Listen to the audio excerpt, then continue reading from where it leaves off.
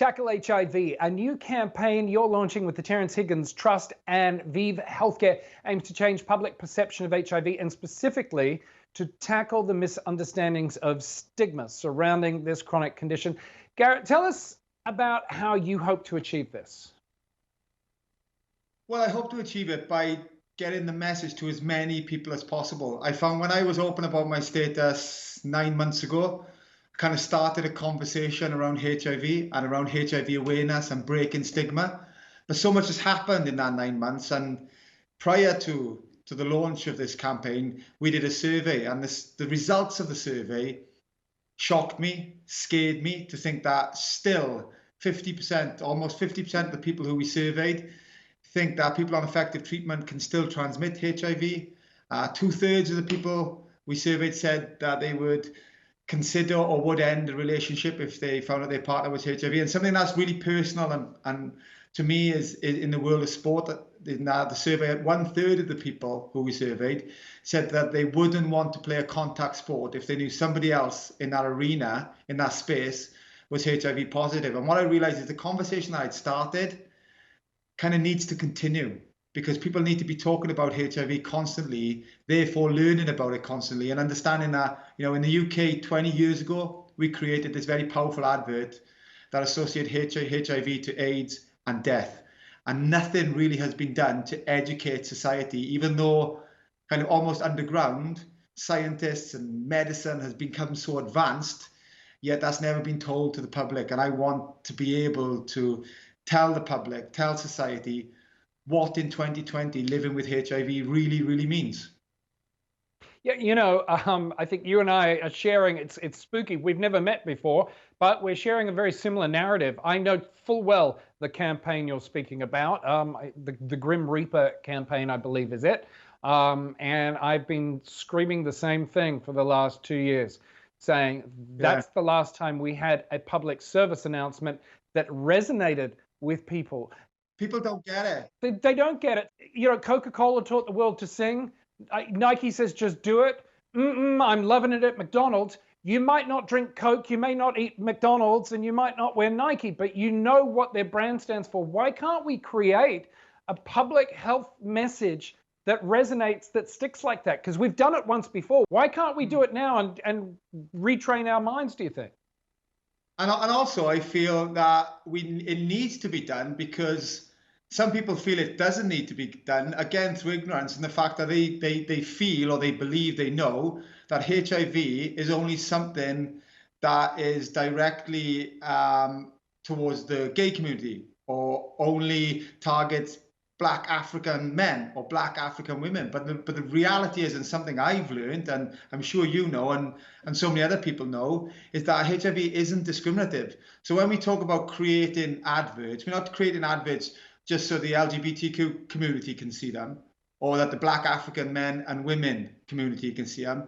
This is something that affects everybody, and everybody is potentially at risk. And not only is everybody potentially at risk, but also everybody, I feel, has a part to play in understanding this and knowing this, because everybody has a part to play in society to create environments where people shouldn't have to hide secrets about who they are. When you hide secrets about who you are, you live in fear. People shouldn't be living in fear. And I don't know about over there in America, but here in the UK, you would never have a conversation in a bar. You would never have a conversation in the park or walk about HIV, because it's something that we don't talk about, because it's related to sex mainly. And people don't want to talk about this subject. So all of a sudden, when they don't talk about it, again, it kind of digs it further underground. But the reality is, if it is through sex, then it's something we've all done, we do, or we're going to do in the future. So it's something we all do. And we like.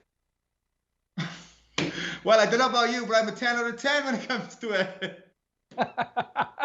No, you're absolutely right. I'll take it a step further and say it's the one thing that most living beings, not just humans, have in common, rather. If we all, sex is part of it. We wouldn't be sitting here talking if it wasn't for it. Let's talk the world of sports for a second, though. That is certainly your world. It's a powerful tool for change.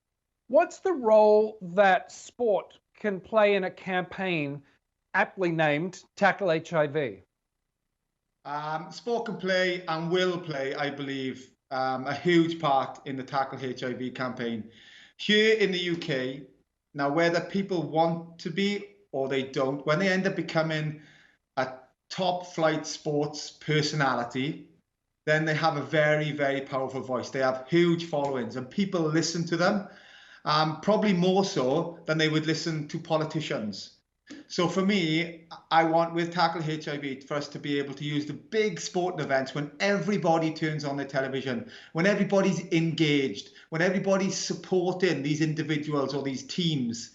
I want these individuals and these teams to understand that they have a platform and to use that platform, to use that sporting arena, that sporting event for good and to change people's minds and change people's perceptions for good. So I want to use that because here in the UK we have some COVID has kind of, we're washed out a bit of the sporting calendar now, but we have amazing sporting calendar, amazing sporting events, millions of people, not just within the UK, but globally tune into. So to have these people and these individuals and teams and unions and organizations on board, wanting to be part of breaking down the stigma, wanting to be part of creating a better environment for everyone is kind of a channel that I feel is natural to me. Because the reason I have my platform right now is because sport gave it to me.